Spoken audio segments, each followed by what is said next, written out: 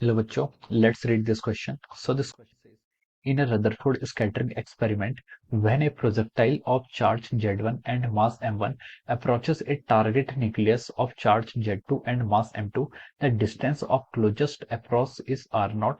The energy of the projectile is option A is directly proportional to Z1 Z2, B inversely proportional to Z1, option C directly proportional to mass m1, option D directly proportional to m1 cross m2। Okay, तो चलिए बच्चों अब हम इस question को start करते हैं।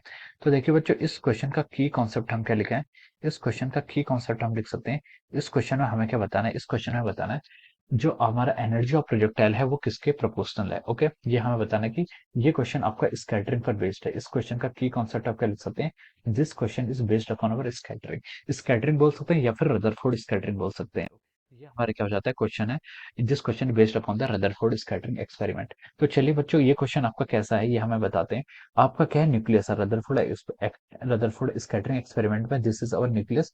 Nucleus के पास चार्ज कितना होगा आपका, Z E. Z is the number of protons और number of electrons and E is the charge of a electron. Okay, तो ये आपका क्या है, प्रोटॉन, ये आपका न्यूक्लियस का चार्ज है जेड ई।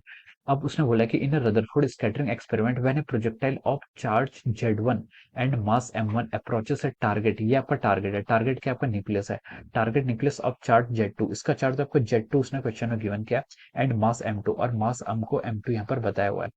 अब यहाँ पर आपका देखिए जो प्रोजेक्टाइल आ रहा है, प्रोजेक्टाइल का चार्ज कितना आपका Z1। प्रोजेक्टाइल ये है, प्रोजेक्टाइल मतलब जो चीज आपकी थ्रो हो रही है। जो स्टेशनरी, स्कैटरिंग में क्या होता है, एक स्टेशनरी होता है और एक क्या होता है, मूविंग होता है। तो जो आपका स्टेशनरी होता है उसको हम क्या बोलते हैं, टारगेट बोलते हैं, और जो मूव करता है उसको हम क्या बोलते हैं, प्रोजेक्टाइल बोलते हैं। तो यहाँ पर आपका मूव क्या कर रहा है, ये अल्फा पार्टिकल मूव कर रहा है, जिसका चार्ज हमें अल्फा पार्टिकल ही होता है, लेकिन इसमें प्रोजेक्टाइल बोला है। तो आपका Z1 है, इसका चार्ज कितना है, इसमें चार्ज इसका Z1 है, और इसका मास कितना एज्यूम करना है, m1 is the mass. m1 क्या है पर इसका मास है। तो देखिए जब ये इसकी तरफ आएगा, दिस इज कॉल्ड अवर, ये हमारे एक सेंटर से हमने, हमारे जो टारगेट है, टारगेट के सेंटर से हमने एक ऐसी लाइन ड्रॉ कर दी है। ये इसका जो पाथ होगा ये ऐसे आएगा, और यहाँ से ये ऐसे होने के बाद कहीं को भी स्कैटर्ड हो सकता है। मान लीजिए ऐसे स्कैटर्ड हो गया, और this is an angle alpha. Alpha is the angle of scattering. और ये जो डिस्टेंस है यहाँ से यहाँ तक की, this is called B. B is called our impact parameter. ये आपकी स्कैटरिंग है। ओके, अब हमसे पूछा है the closest approach is R naught. यहाँ पर बी की वैल्यू हमें आर नॉट दी हुई, डिस्टेंस ऑफ क्लोजेस्ट अप्रोच आपको यहाँ पर B is equal to R naught, ये आपको क्वेश्चन में गिवन है। यानी कि ये डिस्टेंस आपकी कितनी रहेगी, ये डिस्टेंस आपकी आर नॉट रहेगी। सेंटर ऑफ द न्यूक्लियस, ये आपके न्यूक्लियस के सेंटर से रहनी चाहिए। तो यहाँ से ये डिस्टेंस कितनी रहेगी आपकी, आर नॉट रहेगी। ओके, अब चलिए अब हम इस क्वेश्चन को आगे आगे स्टार्ट करते हैं। क्वेश्चन बोला है कि in Rutherford scattering experiment when a projectile of charge Z1 and mass m1 approaches a target nucleus, आपको बताना है कि क्लोजेस्ट अप्रोच की डिस्टेंस आर नॉट गिवन है, एनर्जी ऑफ द प्रोजेक्टाइल निकालना है। ओके, एनर्जी ऑफ द प्रोजेक्टाइल किसके प्रोपोर्शनल है। देखिए जब आपका जो टारगेट था, टारगेट जब आपका जो यहाँ पर प्रोजेक्टाइल है, प्रोजेक्टाइल जब आपका इनिशियली बहुत फार होगा, इनिशियली बहुत फार होगा, तो इनके बीच में बहुत फार होगा तो पोटेंशियल एनर्जी तो बिल्कुल नहीं होगी। इनके बीच में कौन सी एनर्जी होगी, इनके बीच में जो भी एनर्जी की वो एनर्जी क्या होगी, आपकी काइनेटिक एनर्जी होगी। इनिशियल कंडीशन बता रहा हूँ, इनिशियल कंडीशन में इसके बीच में क्या होगी, सिर्फ और सिर्फ यहाँ पर काइनेटिक एनर्जी होगी। काइनेटिक एनर्जी हम इनिशियल और फाइनल को ऐसे लिख लेते हैं, इनिशियल के हमने टोटल एनर्जी यहाँ पर कंजर्व करा रही, is equal to the kinetic energy plus potential energy. ये आपकी फाइनल स्टेज में है। ओके, अब बताइए ये आपकी इनिशियल स्टेज है, ये फाइनल स्टेज है। अब हम यहाँ पर एनर्जी कंजर्वेशन लगा रहे हैं। इनिशियली देखिए इसकी बात करते हैं पहले, इसके पास कितनी काइनेटिक एनर्जी होगी, जो आपका क्या है यहाँ पर प्रोजेक्टाइल है, प्रोजेक्टाइल के पास जो काइनेटिक एनर्जी होगी उसको हम लिख सकते हैं हाफ m1, कुछ वेलोसिटी होगी, मैंने इसको u बोल दिया, हाफ m1 यू का square. Kinetic energy of this, अब हम काइनेटिक एनर्जी इस टारगेट की बात करते हैं। टारगेट रेस्ट पे है तो इसकी काइनेटिक एनर्जी कितनी होगी, जीरो होगी। अब पोटेंशियल एनर्जी, ये दोनों आपके जो टारगेट और प्रोजेक्टाइल हैं इनिशियली बहुत फार हैं, तो हम बोल सकते हैं कि यहाँ पर पोटेंशियल एनर्जी भी कितनी होगी, जीरो होगी। तो ये आपका क्या होगा, इनिशियल कंडीशंस होगी। अब आइए फाइनल कंडीशन है।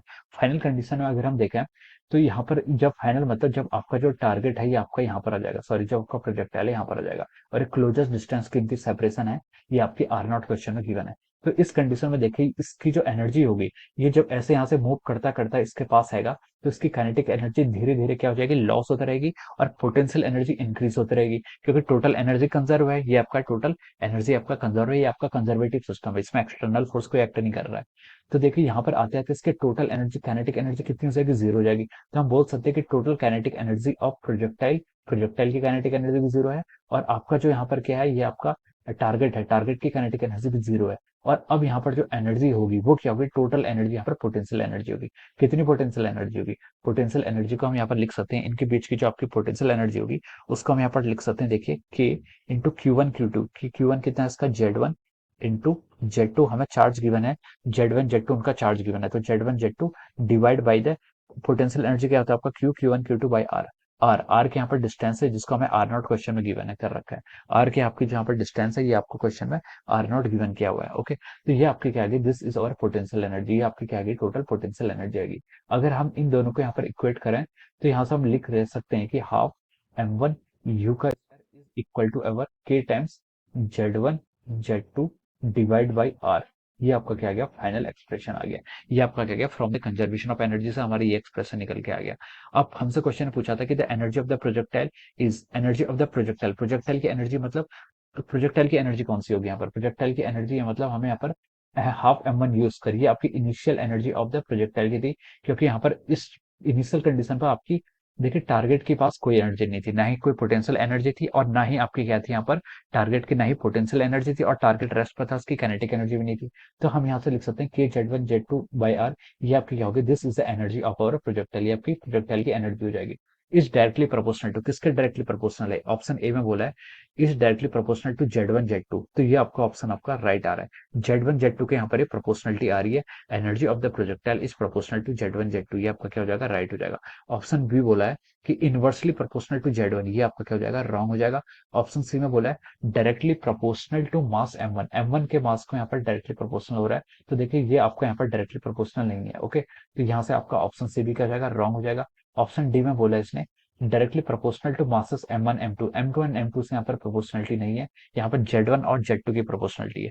तो हम बोल सकते हैं कि इसके करस्पॉन्डिंग जो आपको यहाँ पर राइट आंसर आ रहा है वो क्या आ रहा है, आपका ऑप्शन ए इसके करस्पॉन्डिंग यहाँ पर आपका राइट आंसर आ रहा है। So we can say that option A is correct answer of this question. इस क्वेश्चन का जो आपका करेक्ट आंसर है वो क्या हो जाएगा, यहाँ से option A will be the correct answer of this question. Okay, so I hope you all understood this concept. All the best and thank you.